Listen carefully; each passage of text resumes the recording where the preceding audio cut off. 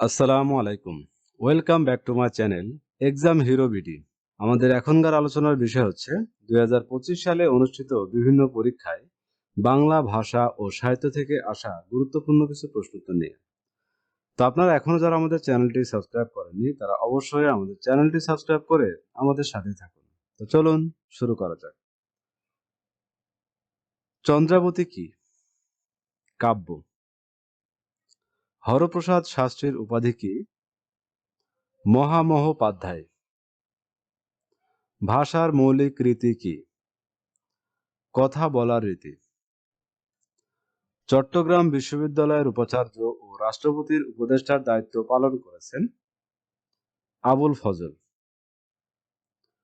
আলাওল কোন রাজসভার কবি ছিলেন? আরাকানের। সিরাজউদ্দৌলা নাটকের নাট্যকার কে? গিরিশচন্দ্র ঘোষ। বিষাদ সিন্ধু একটি কি ধরনের গ্রন্থ? ইতিহাস আশ্রয়ী উপন্যাস। ভাষার কোন রীতি পরিবর্তনশীল? চলিত রীতি। কোনটি মধ্যপদলোপী কর্মধারার সমাসের উদাহরণ? চাল কুমড়া। সংশয় শব্দটির বিপরীত শব্দ কোনটি? নিশ্চয়। ডাক্তার ডাকো বাক্যে কোন কারকে কোন বিভক্তি ব্যবহৃত হয়েছে? কর্মকারকে শূন্য বিভক্তি। চণ্ডালে বসাও আনি রাজার আলয়ে বাক্যে চণ্ডালে কোন কারকে কোন বিভক্তি? কর্মে সপ্তমী বিভক্তি। লোভে পাপ পাপে মৃত্যু বাক্যটিতে লোভে কোন কারক? অপাদান কারক। সিঁদুরে মেঘ বাগধারাটির অর্থ কি?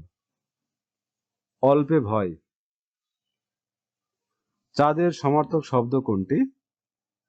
বিধু।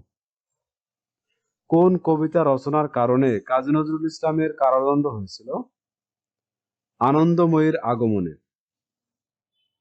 তুমি আসবে বলে হে স্বাধীনতা কার কবিতা? শামসুর রহমান। কবর কবিতার পঙ্ক্তি কয়টি? 118টি। জুলমাত শব্দের অর্থ কি? অন্ধকার। 18 বছর বয়স কবিতাটি কোন ছন্দে রচিত? মাত্রাবৃত্ত ছন্দে। চোখ খোলা রাখা কি অর্থে ব্যবহৃত হয়? সতর্ক থাকা। বাক্যের অনুজ্ঞা পদগুলো হচ্ছে ক্রিয়াপদের রূপ। বাংলায় অনুদিত হয়েছে এমন প্রাচীনতম আইন কোন দেশে প্রচলিত ছিল? ভারত। কোনটি বাগধারা? ননির পুতুল। নত্যবিধান কোন ধরনের শব্দের ক্ষেত্রে প্রযোজ্য? তৎসম। ঢ ও ঢ ধ্বনি দুটোকে বলে তাড়নজাত ধ্বনি। কথায় কথায় মৃত্যুবিধান করাটাই শাসকের যোগ্যতার পরিচয় কিনা সে বিষয়ে আমি নিঃসন্দেহ নই।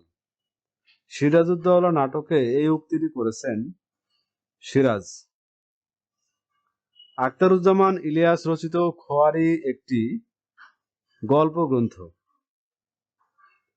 সঞ্চয়িতা, সঞ্চিতা, সূচনী কাব্য সংকলনগুলোর কবিত্রয় হলেন রবীন্দ্রনাথ ঠাকুর, কাজী নজরুল ইসলাম ও জসিমউদ্দিন।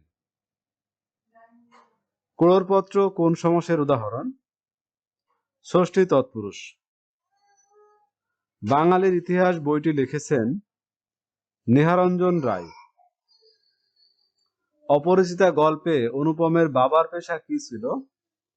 ওকালতি।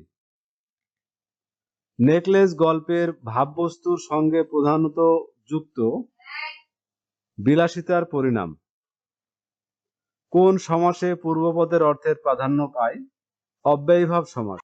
সর্ববিষয়ে বাহুল্যতা বর্জন করবে এই বাক্যে কোন ধরনের অপপ্রয়োগ হয়েছে?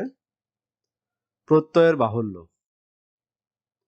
নিচের কোনটি যোগরূঢ় শব্দ? জলধি। শুদ্ধ বানান কোন গুচ্ছ? পূজা, আবিষ্কার, সমীচীন। পথের রাজা কোন সমাসের ব্যাস বাক্য? তৎপুরুষ। হাসো কেন উক্তিটি কার? চাপরাশির। বাংলা ভাষায় যতিচিহ্ন ব্যবহারের সুবিন্যাস কে সাধন করেছিলেন? ঈশ্বরচন্দ্র বিদ্যাসাগর। বিলাসী গল্পটি মাসিক ভারতী পত্রিকার কোন সংখ্যায় প্রথম ছাপা হয়? বৈশাখ। যে মোরে করিল পথের বিরাগী, এর পরের পঙ্কুক্তি কোনটি? পথে পথে আমি ফিরি তার লাগি। ফলের মতো গুটি বলতে অপরিচিত গল্পে বোঝানো হয়েছে অনুপমের নিষ্ফল জীবনকে। তো ভিউয়ার্স, এই ছিল আমাদের আজকের আয়োজন। আমাদের পরবর্তী ভিডিও দেখার আমন্ত্রণ জানিয়ে এখানে শেষ করছি। ধন্যবাদ।